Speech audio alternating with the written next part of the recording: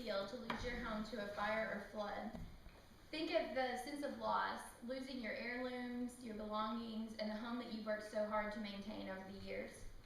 Think of the harsh reality afterward. You've got no place to stay that night. That's where the American Red Cross comes in. They provide food, shelter, health, and mental health services to victims of disaster. The Red Cross is a nonprofit organization, and they receive most of their support from public donations. It's important to understand the mission of the Red Cross so you can decide if this is an organization you'd like to support. I've been researching the Red Cross, and after reading about the helpful and sometimes life-saving services they provide, I am inspired to make a difference. That's why I wanted to share that information with you. I think you'll be inspired to give time, money, or blood to the Red Cross as well. They provide all types of aid to victims of disaster. Since they operate mostly on financial donations from the public, it's important to give if you can. Donating time as a volunteer can be rewarding and potentially save lives, as can donating blood.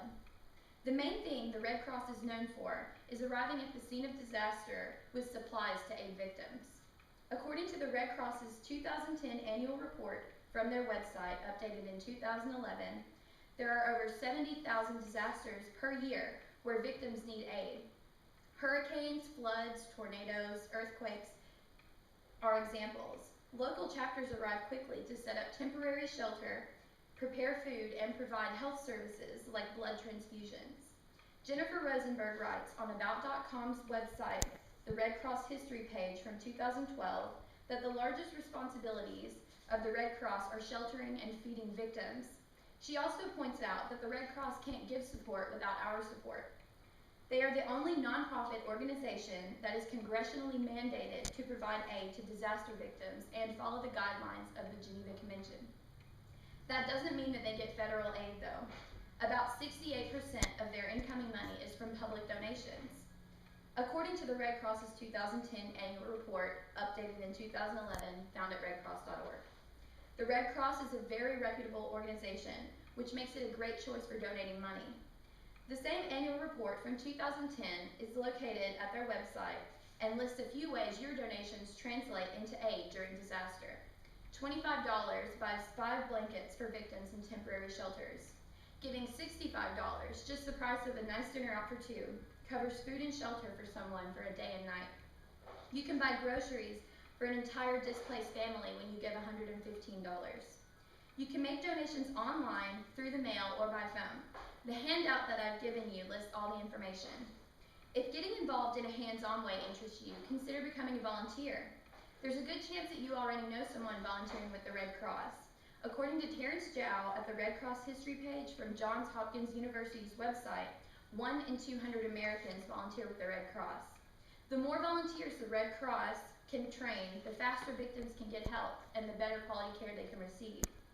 The annual report from 2010 at the Red Cross website lists several classes available for volunteers like first aid, CPR, swimming, and lifeguarding, and AED training. Information on finding classes and volunteering is also on the handout.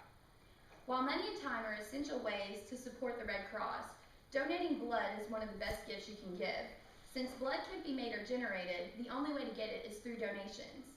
The 2010 annual report from the Red Cross says that blood is used for victims of accidents, cancer patients, and children with blood disorders. It also states that the Red Cross provides roughly half of this country's supply of blood to patients in more than 2,500 hospitals. Think of how great the need for blood donations is. So many depend on our support when they are stricken with disaster or illness. More information on giving blood is available at www.redcrossblood.org. It doesn't matter how you support the Red Cross, financially, by volunteering, or by giving blood. Think of the immeasurable good that you can do by involving yourself in what has been a beacon of hope for disaster victims since 1881, the American Red Cross. We can never truly be ready for disaster when it strikes, but the Red Cross and its supporters are there to help absorb some of the impact. Don't forget to visit www.redcross.org to find out how you can donate, where you can volunteer, and when you can give blood. The number for our local chapter is also on the handout. I've shared some of the inspiring information about this organization with you in hopes that you will decide to lend your support if you can. My hope is that you'll leave here today feeling compelled to give to an organization that has given to so many. The American Red Cross could someday help you. Thank you.